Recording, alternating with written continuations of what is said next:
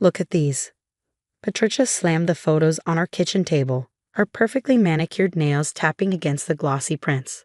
Your precious wife isn't who you think she is, Marcus. I stood frozen, watching my husband of 8 years pick up the photographs with trembling hands. Each image showed me apparently meeting a man at various locations, outside a hotel, at a restaurant, in a parking lot. The photos were grainy, taken from a distance, but clear enough to suggest intimacy. Except I had never been to any of those places. Emma?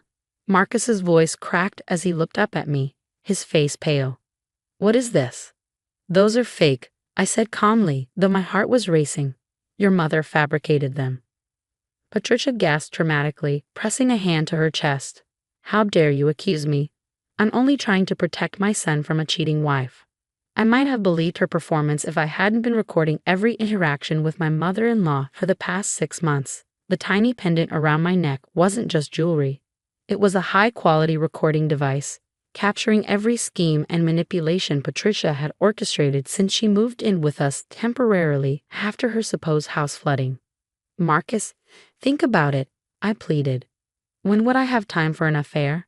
I work from home, we share our location with each other, and the timestamps on these photos go back months. He cut me off, his voice rising. All those late nights you said you were working. Were you with him? I felt a familiar ache in my chest. For years, Patricia had been poisoning Marcus's mind against me, planting seeds of doubt, making subtle comments about my trustworthiness. I'd started recording everything because I knew someday she'd make her big move. I just hadn't expected her to go this far. This explains everything, Patricia pressed, putting an arm around Marcus. Why she's been so distant, why she always finds excuses not to give you children. She's been unfaithful all along. The truth was, we'd been trying for a baby for 2 years. The fertility treatments had been expensive and emotionally draining, but I kept them private at Marcus's request. He didn't want his mother knowing about our struggles. I'm not cheating, I stated firmly. Those photos are doctored. Patricia, would you like to tell Marcus about your meeting with James at the coffee shop last week? Her face flickered for just a moment, but she recovered quickly. I don't know what you're talking about. Marcus, she's clearly trying to deflect. I can't do this, Marcus interrupted, standing up abruptly. I need to think. He grabbed his keys and stormed out, leaving me alone with Patricia. Her sympathetic mask dropped instantly, replaced by a cold smile. He'll be moving in with Jessica from his office, she said smugly. You know, the young receptionist he's been seeing for the past 3 months. I've been helping them find an apartment. The revelation should have shocked me, but somehow it didn't. I'd noticed the signs, the late nights, the hidden phone calls, the sudden password changes on his devices. But I'd been so focused on documenting Patricia's manipulation that I'd underestimated her ultimate plan. You knew about his affair all along, I said, the pieces clicking into place. You've been covering for him. Of course I have. Jessica is much better suited for my son. Young, fertile, and most importantly, not you. Patricia gathered the photos, tucking them into her designer handbag. Marcus won't file for divorce, of course. That would mean splitting assets, and we can't have that. You'll just have to accept that your marriage is over. I watched her sashay out of the kitchen, her victory seemingly complete. She had no idea that every word she just said was recorded, along with hundreds of hours of similar conversations over the past months. But I wasn't ready to reveal that yet.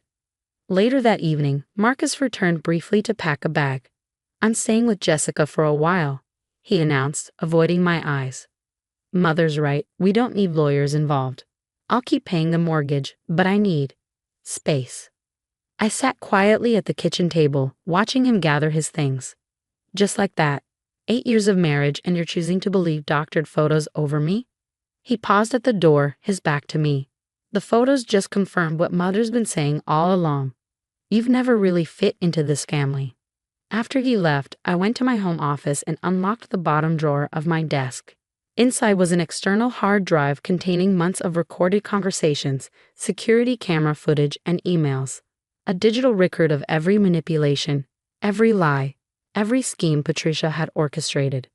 I plugged in the hard drive and opened a folder labeled Insurance. Inside were recordings of Patricia bragging to her friend about hiring someone to create the fake photos.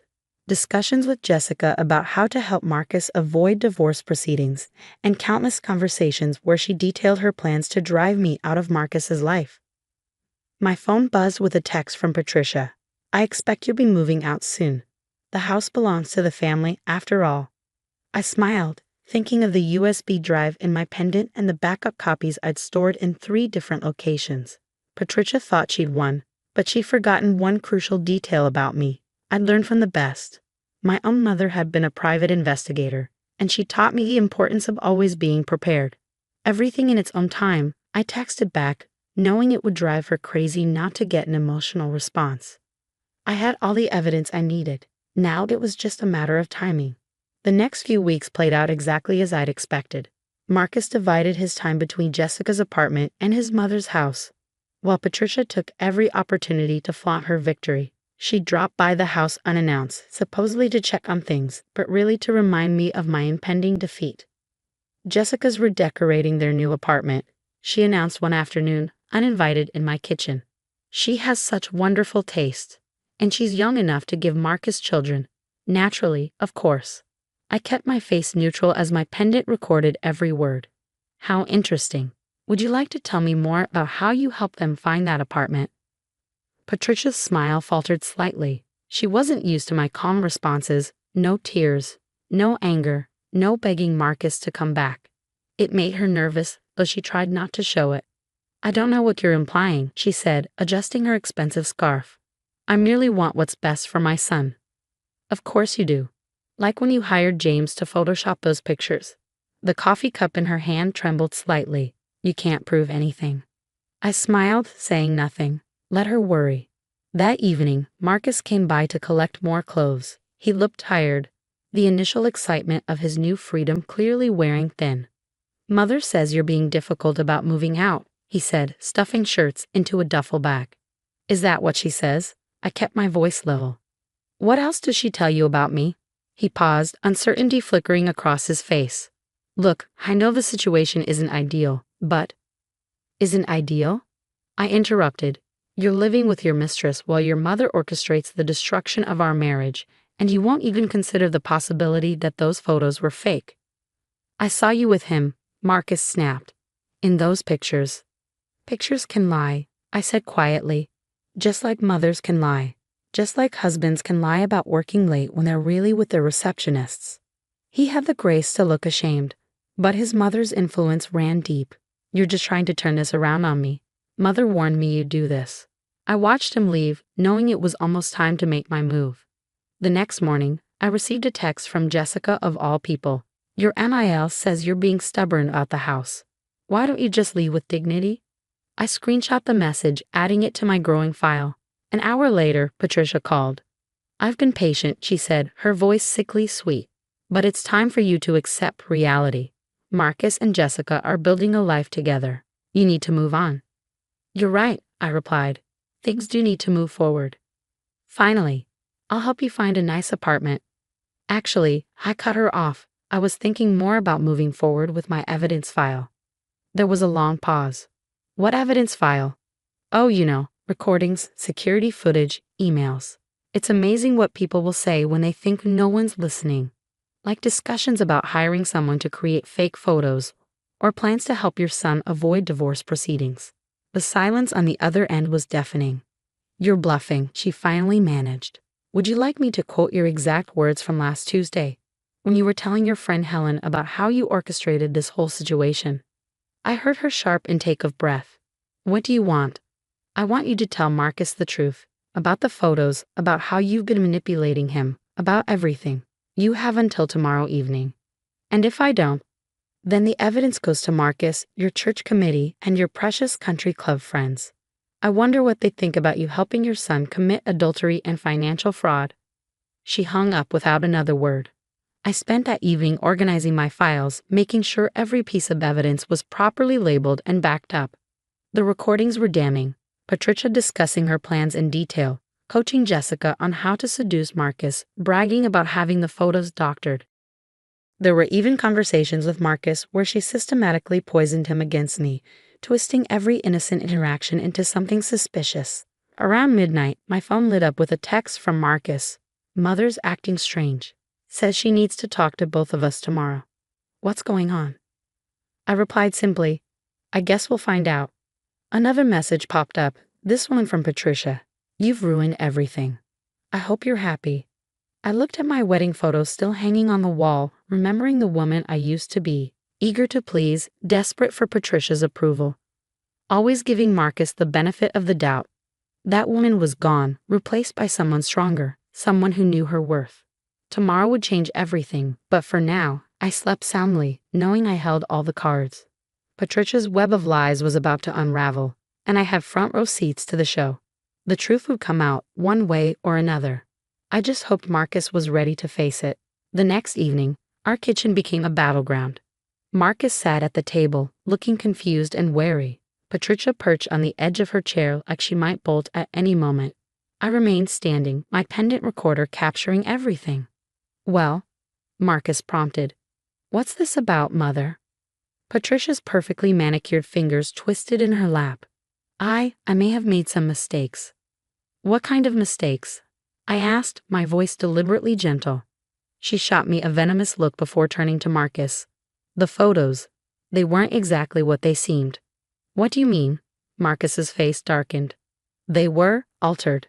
The words seemed to physically pain her. I had someone edit them to make it look like Emma was being unfaithful.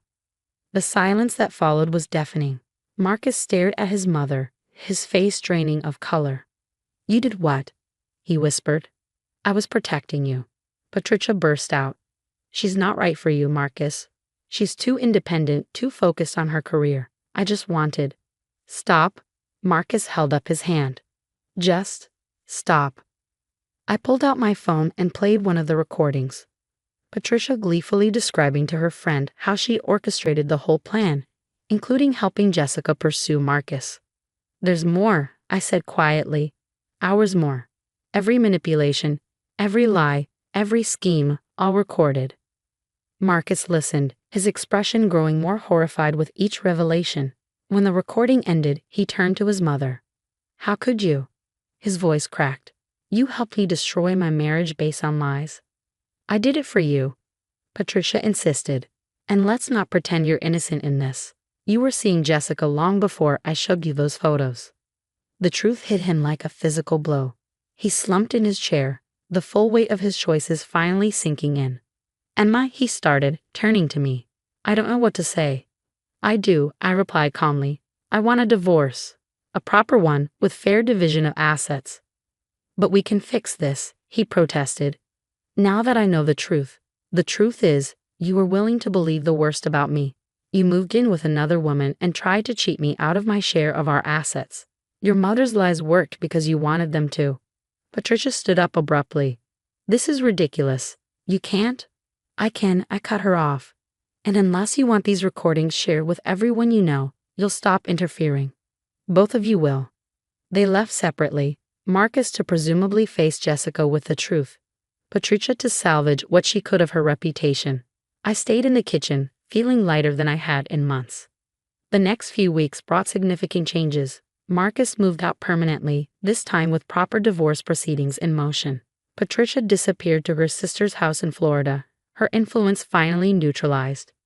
Jessica, upon learning the full story, ended things with Marcus. Apparently, a man who would believe fake photos over his wife wasn't quite the catch she thought. My lawyer called with updates. The evidence you gathered is impressive. We'll get a fair settlement. Thank you, I replied. But make sure everyone understands, I'm not looking for revenge. I just want what's rightfully mine. 6 months later, I sat on my newly purchased condo's balcony, watching the sunset. The divorce was finalized, the assets split fairly. Marcus had finally apologized, not that it changed anything. Patricia still wasn't speaking to me, which was honestly a relief. My phone buzzed with a text from my friend Laura. Heard through the grapevine that Patricia's country club friends aren't too happy with her these days. Something about helping her son have an affair. I smiled but didn't respond. I'd never actually shared the recordings publicly. The threat had been enough. Sometimes the best victory is simply moving forward with dignity. The pendant recorder still sat in my jewelry box, a reminder that strength often comes in unexpected forms. I didn't need it anymore. but I kept it as a symbol of how far I'd come.